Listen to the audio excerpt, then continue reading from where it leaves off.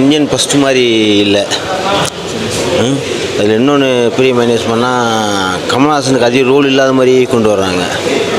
அந்த சாங்கெலாம் அந்த மாதிரி ஒன்று ரசிக்கிற மாதிரி இல்லை.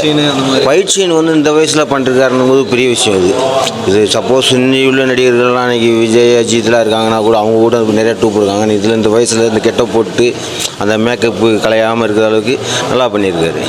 இந்த மாதிரி ஊழல் பண்ணுறவங்களுக்கெல்லாம் இது ஒரு பாடமாக இருக்கட்டும். ஃபேமிலியாக வந்து லேடிஸ்லாம் எல்லாம் பார்க்கலாம். படம் நல்லாயிருக்கு, அருமையாக இருக்குது. எஃபெக்ட் இருக்கா?